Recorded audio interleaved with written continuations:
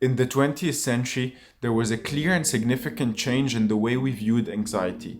It went from being a simple mood matter to something urgent that we had to understand and deal with. In this regard, the first attempts that were made to understand and explore the concept of anxiety were made before the 20th century by Søren Kierkegaard, the Danish philosopher, and then later on by Sigmund Freud, the Austrian neurologist. And after that, in 1950s, Rollo May, the existentialist psychologist, decided to write a book called The Meaning of Anxiety. His aim in this book was to compile all the relevant literature, whether from a sociological, philosophical, or psychological perspective, and try to come up with a new, updated, and comprehensive idea or theory of anxiety. And this is exactly what he did in his book. Rollo May argued that anxiety can be both constructive and destructive. And by understanding this dichotomy, we can choose the constructive side that would lead to personal growth and a path of self-discovery. Freud and Adler also saw anxiety in the same positive light. They suggested that anxiety protected our ancestors from danger and life-threatening situations. For Adler, anxiety stemmed from an inferiority complex that pushed our ancestors to evolve, create fire, weapons, and new methods of hunting to survive in a highly challenging environment. On the other hand, Kierkegaard also saw anxiety as a vital adventure in the human experience that would help us to learn more about ourselves. He described it as the best teacher. In the middle of this positive academic consensus about anxiety, it remained a complex and often misunderstood concept. In today's world, the word anxiety is usually associated with negative connotations. We are conditioned to believe that a healthy mind is one free of anxiety, which Rollo May believed to be a radical misconception. According to him, anxiety signified vitality and opportunity for growth and improvement. Our society is extremely concerned with the manifestation of anxiety, but we rarely see any interest in the root causes. People distract themselves with pleasures, entertainment, and even medication to alleviate the symptoms of anxiety. But again, the root causes remained unexplored. In modern times, anxiety has taken more subtle forms, yet it remains a significant threat to our well-being. It can manifest in both the psychological and the spiritual realms. Today, these existential threats can take the form of a damage to our self-esteem, ostracism from a group, or simply the fear of losing in the social competitive race. Anxiety is a crucial aspect of being human, and it is therefore essential to understand it properly. In this regard, I intend to explore the true essence of anxiety, identify its various causes, and provide insights on how to overcome it.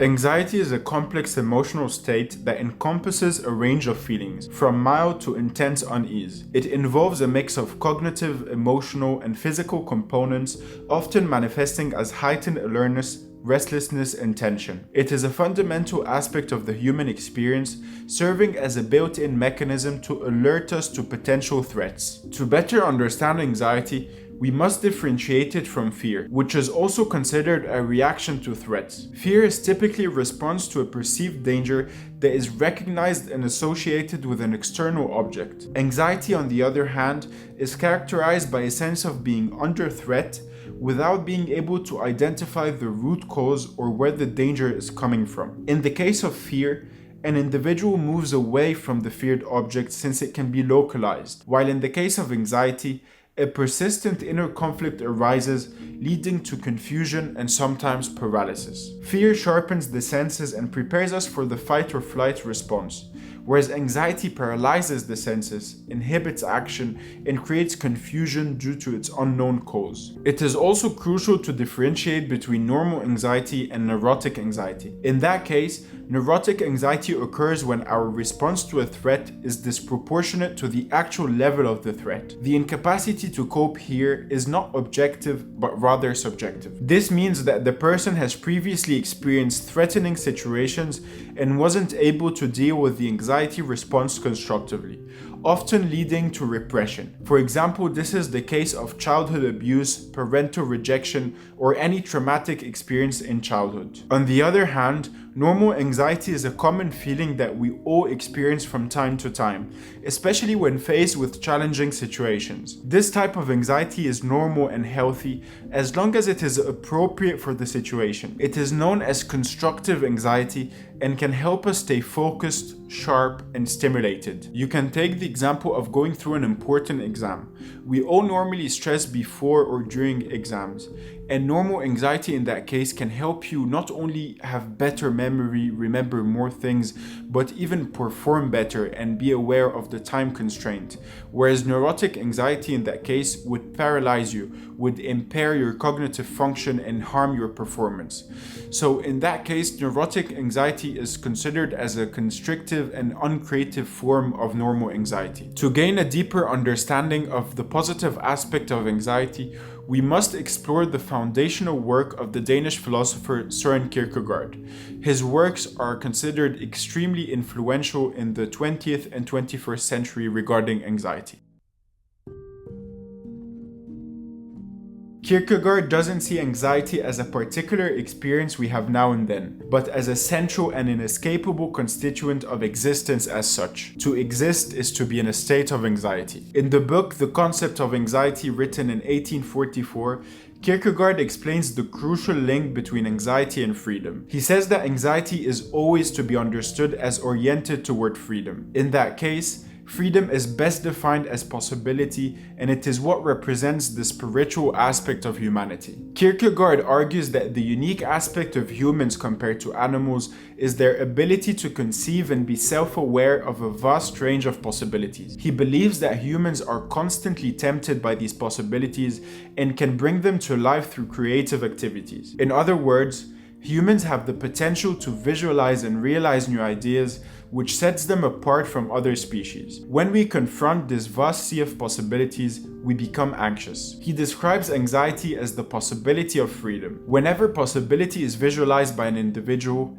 anxiety is potentially present in the same experience. Simply put, there is anxiety in any actualizing experience or possibility. So we can say that anxiety stems from indecisiveness, from the fact that we have many possibilities and we don't know what to do or where to go. To illustrate this idea of freedom, Kierkegaard uses the example of a man standing on the edge of a cliff. When the man looks over the edge, he realizes that there is an evident danger of accidentally falling to his death, which is an objective and physical threat. However, there is an even greater threat in that case, the threat of intentionally jumping off the edge. And you might ask, but why would anyone do that? Well, it's not exactly about doing it or not, about jumping or not jumping. It's about having the possibility to do so. In that moment, man is the master of his destiny and can choose to do anything as long as he bears the consequences. This is the concept of freedom. This confrontation with an infinite number of possibilities, even the most terrifying ones, is what Kierkegaard calls the dizziness of freedom. We experience anxiety because we lack guidance and orientation. After clarifying the central idea, we can now explore the controversial part. Kierkegaard describes anxiety as a sympathetic antipathy and an antipathetic sympathy. This formula may be difficult to grasp, so we can substitute it with a simpler explanation. It is a desire for what one fears and a fear of what one desires. Going back to the example of the cliff, what if the question isn't really about having the possibility of jumping, but rather, what if jumping over the cliff is something we subconsciously want to do? This is the real question. To put it simply, our desire isn't as simple and straightforward as it may seem at first. It's not just about being drawn to things that bring us joy and enrich our lives. There's a more complex and darker aspect to our desires. We also crave our downfall and destruction. Sometimes our destructive desires can be hidden from our conscious awareness, making it hard to identify them. However, we might notice their presence in our daily lives through self-sabotaging actions that damage our relationships, or simply by engaging in destructive behaviors such as indulging in alcohol, drugs, or smoking. With this perspective in mind, Albert Camus' question at the beginning of his work, The Myth of Sisyphus, makes more sense. The French-Algerian philosopher posed one of the 20th century's best-known existentialist questions. He said, there is only one really serious philosophical question, and that is suicide.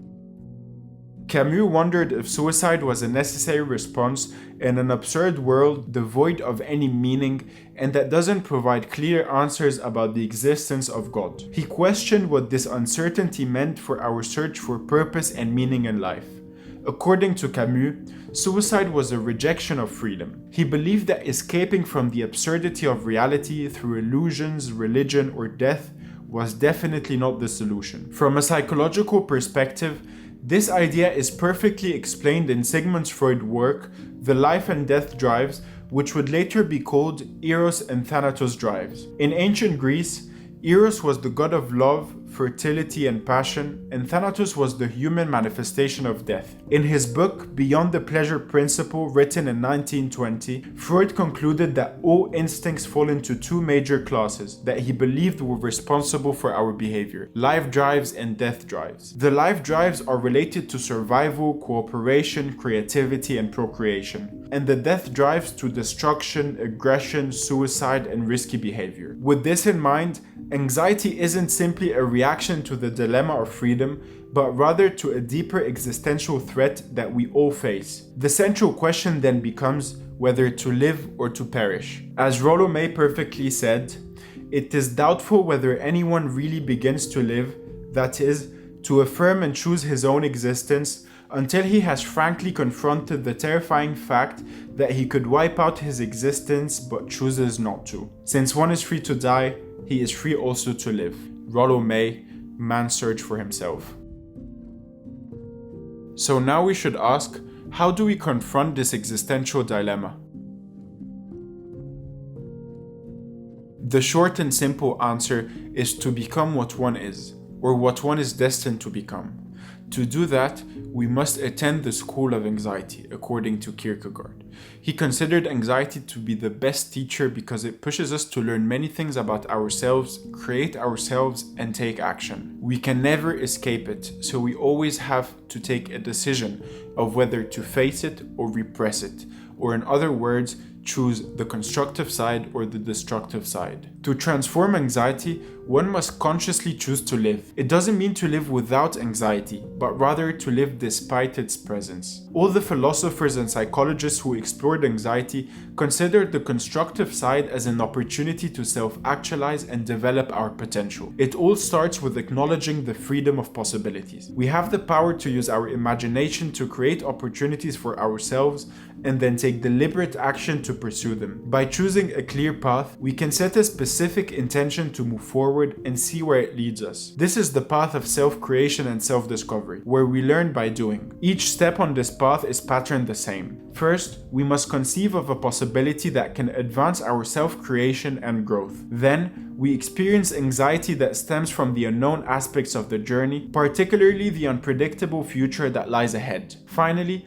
we will come to a pivotal moment where we must decide to move forward or to retreat. Despite our anxiety, we must choose to move forward. It is only through taking this step that we can continue to grow. Anxiety can be an extremely painful experience, so it is natural to try to avoid it. However, these attempts are not only doomed to fail, but we also lose our most valuable opportunities for education. By avoiding discomfort, we give up the opportunity for growth and self-creation in exchange for comfort and security.